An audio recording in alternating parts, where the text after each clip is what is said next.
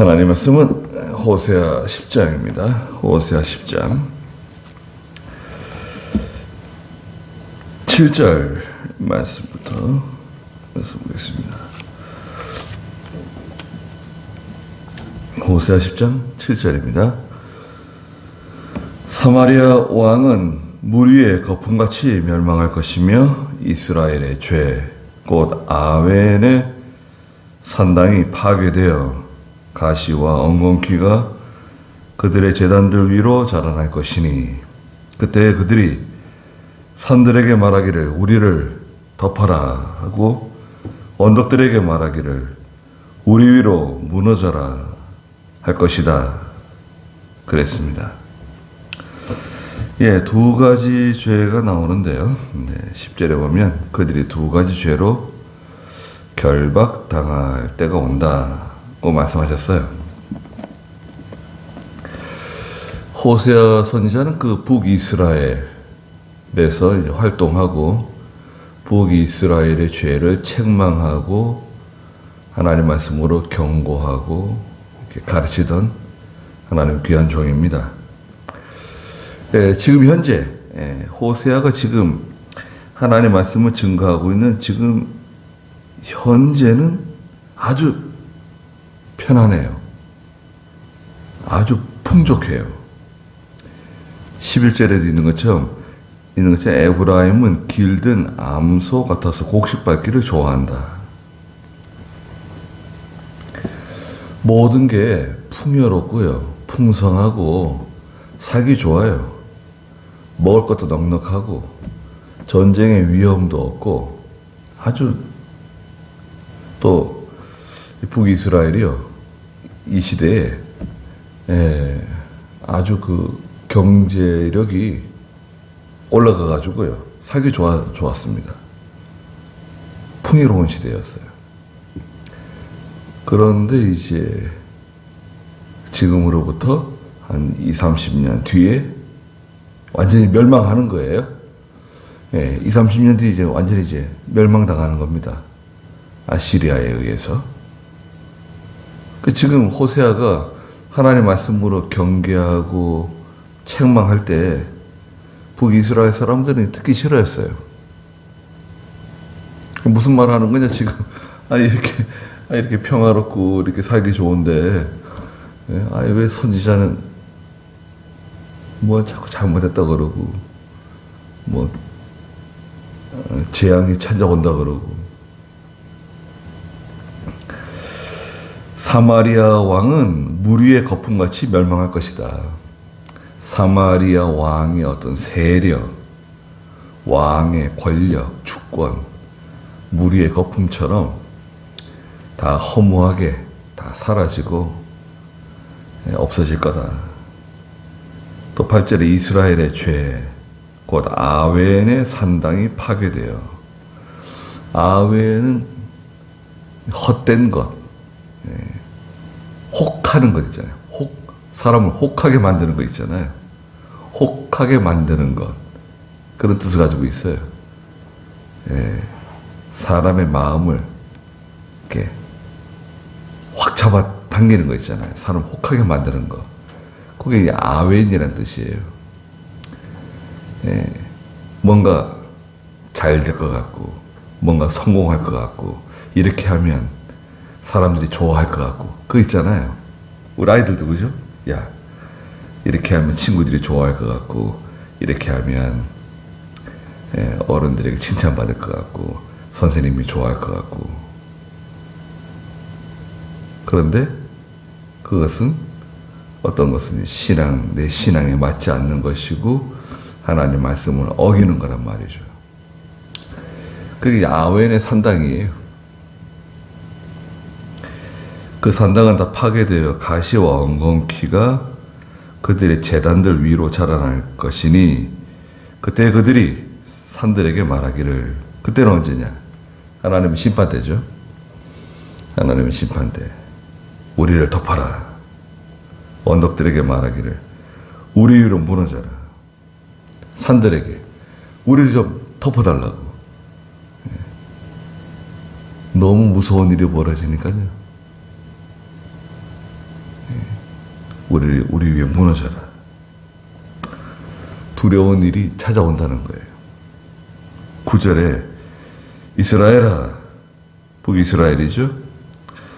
네가 기브아 시대부터 죄를 지어 거기 그대로 범죄하고 서 있으니 어찌 전쟁이 기브아의 불의한 자들을 덮치지 않겠느냐 그랬습니다.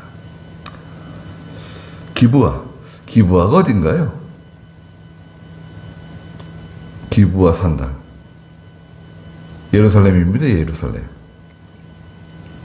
솔로몬이 기브아 산당에서 제사 지냈잖아요. 소를 1,000마리 번제 드렸죠. 그 기브아 산당, 예루살렘에 있는 산당이에요.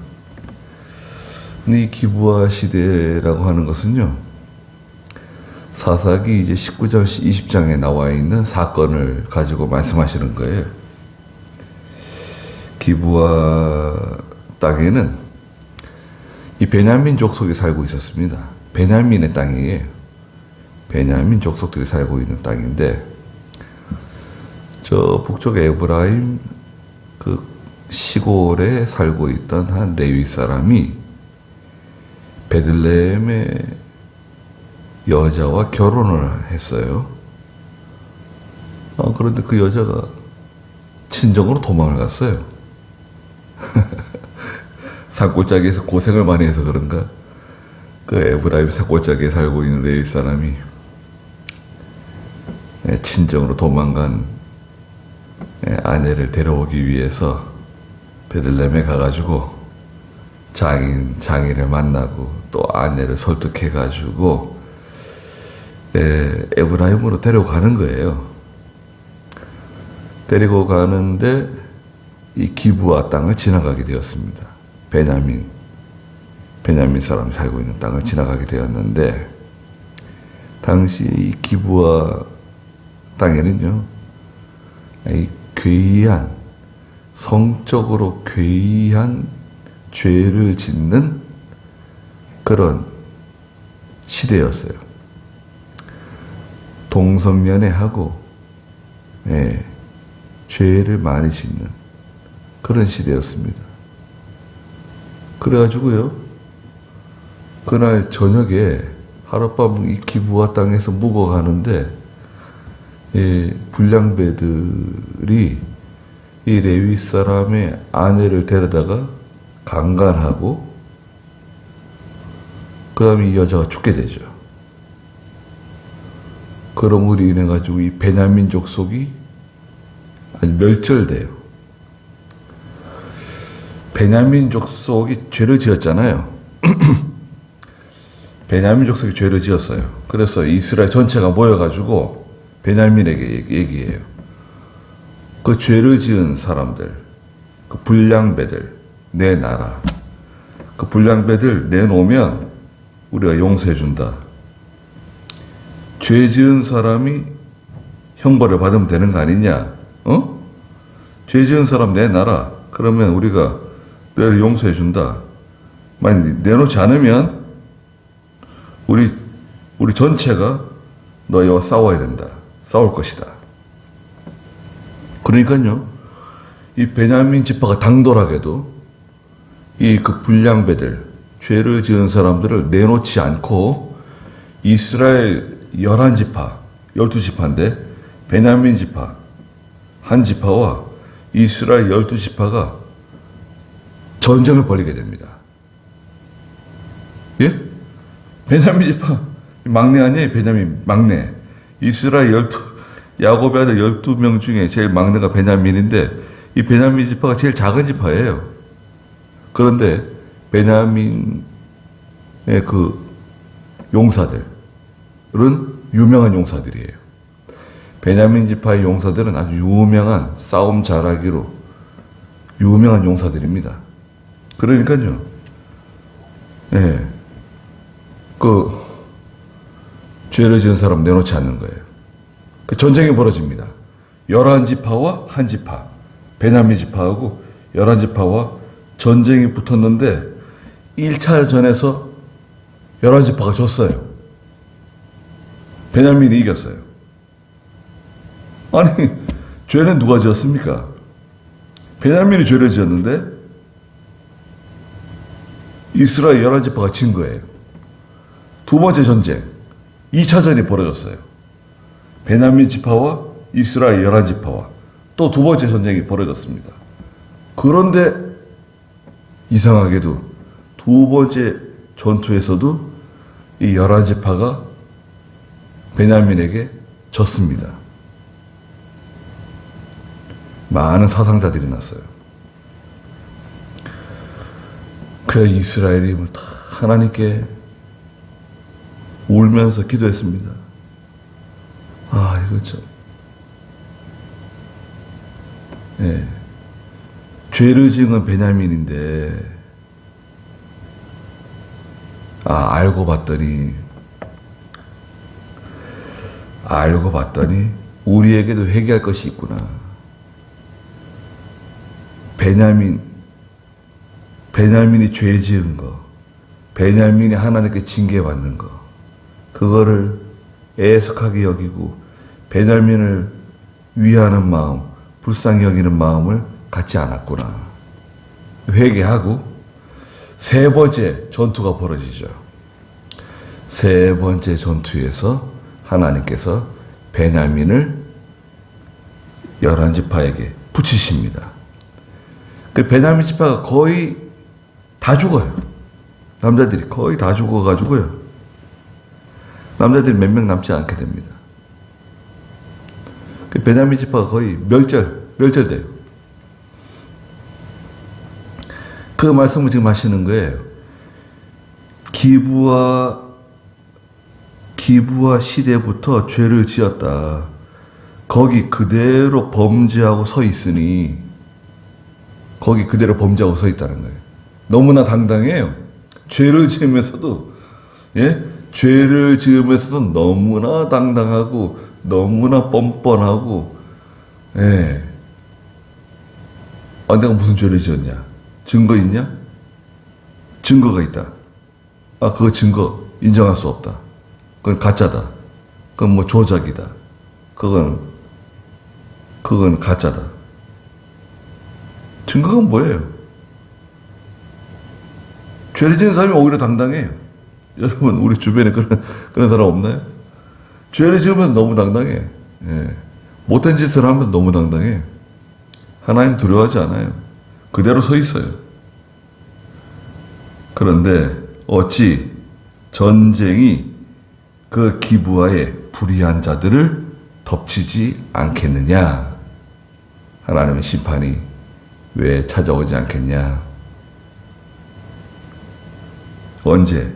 10절에 보니까 하나님께서 원하실 때가 되면 하나님께서 원하시는 때가 있어요.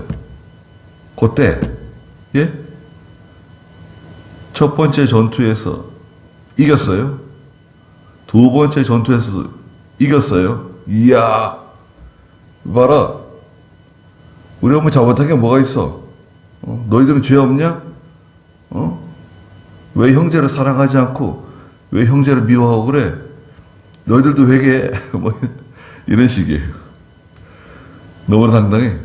그런데 하나님께서 원하신 때가 되면 그들을 징계할 거다. 그들이 두 가지 죄로 결박당할 때 민족들이 모여서 그들을 칠 것이다.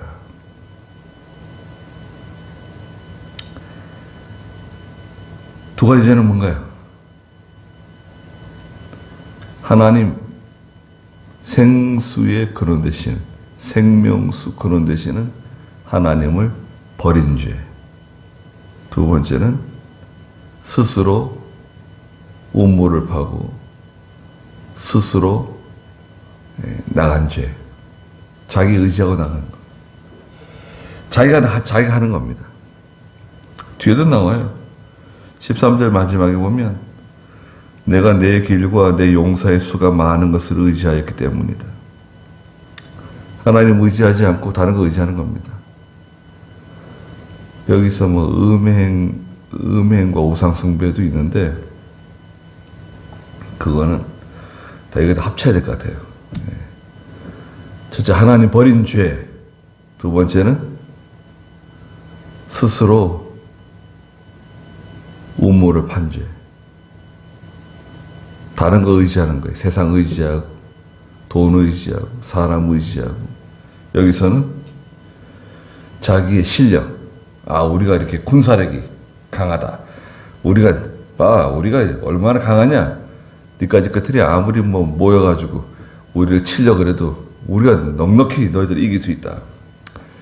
그렇게 뭐 당당해요. 죄를 지으면서도 얼마나 당당하고 얼마나 뻔뻔하고. 하나님께서 원하는 때가 되면 그들을 징계하신다. 11절에 에브라임은 북이스라엘이죠. 길든 암소 같아서 곡식받기를 좋아한다. 편안하게 살고 넉넉하게 먹고 입고 근심 걱정 없이 잘 살고 있어요. 얼마나 좋은지 모릅니다. 길든 암소처럼 편안하게 살고 있는데 하나님께서 데려다가 내가 그의 아름다운 목에 첫째 멍에를 메운다. 멍에를 씌운다는 거예요. 이 멍에는 고난입니다. 시련입니다. 첫 번째는 멍에 씌우고 두 번째는 에브라임으로 끌게 할 것이니 유다는 쟁기질을 하고 쟁기질. 두 번째는 쟁기질. 힘든 이제 고생을 하는 거예요. 아주 어려운 일을 만나는 거예요. 소가 쟁기질하는 게 쉬워 보여도요. 소는 힘든 겁니다. 소가 사람보다 힘이 세죠. 힘이 얼마나 좋습니까? 그래도요. 소도 그 쟁기질하는 거 힘듭니다. 썰어지라는 거 힘들어요. 고생하는 겁니다. 쟁기질. 세 번째는 야곱은 흙덩이를 깨뜨릴 것이다. 흙덩이를 깨뜨리는 거예요. 그러니까 멍에 매죠, 쟁기질하죠. 그 다음에 흙덩어리를 깨뜨려야 돼요. 흙덩어리를 뭘로 깨뜨립니까? 소에다가 멍에다가 또 쟁기 말고 흙 깨는 거 있어요. 나무로 만든 거 이렇게 굴리는 거 있잖아요. 흙 깨는 거. 예전에 시골에 그 소가 끌고 다니면서 흙 깨는 거 있었잖아요. 그런 겁니다. 힘든 거죠. 그것도 힘든 거예요. 돌 같은 거 이렇게 굴러가는 거 있잖아요. 맷돌 같은 거 이런 거 달아가지고 흙을 깨는 거예요. 얼마나 힘들어요. 멍에 매고 쟁기질하고 흙을 깨트려요. 삼중고네, 삼중고. 일상이 고돼지고 고난이 이제 찾아오는 거예요. 우리 하나님 섬기는 사람들은요, 일상이 편안해야 돼요. 물론 열심히 우리가 일하는 거는 일하는 거지만 편안해야 됩니다. 그냥 일에 지치고 일에 치이게 되면 그거 좀 점검을 해야 돼요. 내가 에브라임의 길든 암소 같이 사는 거 아닌가? 하나님께서 내게 멍에 매시고 쟁기질하고 흙을 깨트리면서 고생하면서 이게 살게 만드신 거 아닌가 이거? 점검해야 됩니다. 12절에 너희는 자기를 위하여 의를 심고 인애를 거두어라. 너희의 묵은 땅을 갈아라. 묵은 땅은 뭔가요? 교만, 고집, 자존심, 인간의 방법, 또 세상적인 거, 이게 다 묵은 땅이에요. 고집이죠. 교만한 거. 단단해가지고, 묵은 땅과 같이 갈아엎어야 된다. 잡초, 가시덤불, 엉겅퀴, 이런 거 다 걷어내고, 지금이 여호와를 찾을 때다. 여호와를 찾아야 돼요. 하나님을 찾아야 됩니다. 빨리 하나님을 찾으라는 거예요. 두 가지 죄 갖다 버리고 빨리 하나님을 찾아라. 묵은 땅 갈아엎고. 묵은 땅은요, 이제 한 계절 나면서 겨울을 보내면서 땅이 이제 굳어져 가지고요. 땅 껍질이 굳어져 가지고 이제 지금은 기계로 하죠. 예전에는 소로 쟁기질하고. 깊이 쟁기질을 해가지고요. 이 부드러운 흙을 위로 올리는 거예요. 부드러운 흙을 위로 올리고 겉에 이 메마르고 딱딱해진 흙을 부서뜨리면서 갈아엎는 거예요.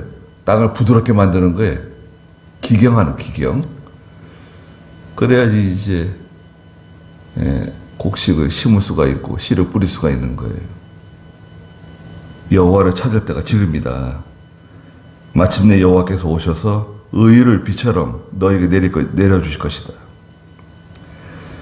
하나님의 의를 우리가 힘입어 살아야 됩니다. 하나님의 의가 있어요. 하나님의 의는 뭐냐?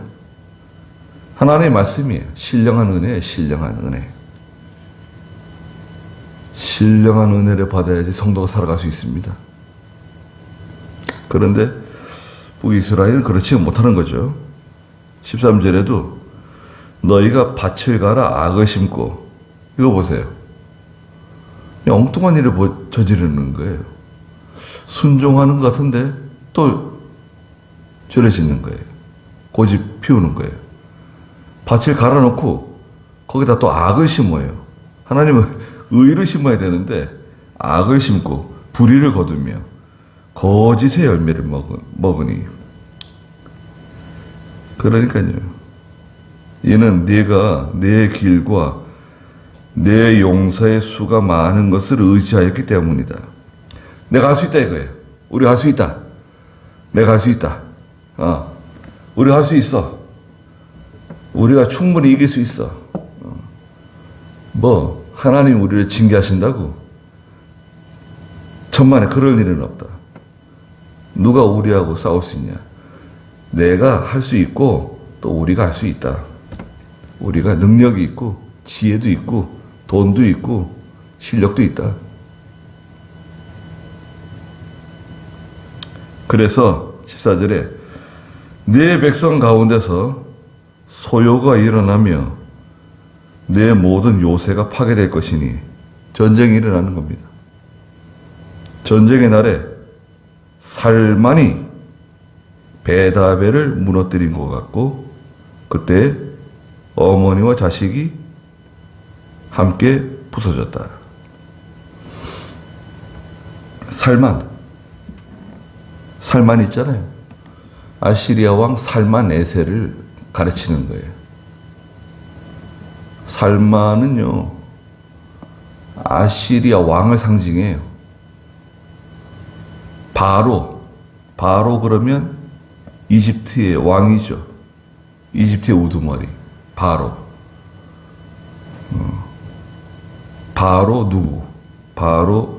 누구 이렇게 이름이 있고 뒤에 붙어요. 바로는 공동명칭이에요. 살만도 마찬가지입니다. 살만, 에셀이라고 하는 아시리아 왕이에요. 살만 에셀이 이제 와가지고 아시리아 왕이 와서 베다벨을 무너뜨린 것처럼 무너뜨릴 거다. 베델 15절에 베델은 유명한 곳이죠. 여로보암이 베델과 단에다가 금송아지 세웠잖아요. 우상 숭배하는 곳입니다. 베델은. 베델아, 이와 같이 너희에게 행할 것이니 너희의 악이 크기 때문이다. 새벽에 이스라엘 왕이 완전히 멸망할 것이다. 밤새도록 싸우다가 새벽에 망한다는 거예요. 쉬지 못해요. 쉬지도 못하고 밤새도록 싸우다가 새벽에 끝장나는 거예요. 두 가지 죄가 있다. 두 가지 죄는 지금도 공통입니다. 하나님 버린 죄, 스스로 의지하고 나가서 자기가 하겠다고 하는 죄. 하나님 버리고 자기가 하겠다. 그건 다 두 가지 죄에 속하는 겁니다. 이스라엘은 이 두 가지 죄로 인해서 망하게 되었습니다. 거기까지 하죠. 기도하겠습니다. 거룩하신 하나님, 이스라엘 왕은 물거품처럼 그의 세력이나 권세나 영광이 다 허무하게 사라지고 하나님께서 원하시는 때에 그들을 징계하게 될 거라고 말씀하셨습니다. 그들은 기브아 시대와 같이 너무나 당당하고 죄를 지으면서도 너무나 뻔뻔하고 너무나 교만하고 기세등등하게 나가지만 하나님이 정한 때가 되면, 원하시는 때가 되면 하나님께서 그들의 목에 멍에를 씌우시고 그들로 쟁기질하게 만드시고 그들로 흙덩어리를 부서뜨리게 만드실 것이라고 말씀하셨습니다. 묵은 땅을 갈아엎고 의를 심어야 되는데 오히려 거기에다가 악을 심고 거기에서 하나님의 징계가 따라오게 되었습니다. 스스로 자기가 잘하겠다고, 자기가 능력이 있다고, 자기가 할 수 있다고 했지만 결국 하나님 버리고 세상을 의지하고 나갔기 때문에 이스라엘은 하나님이 말씀하신 대로 멸망하고 말았습니다.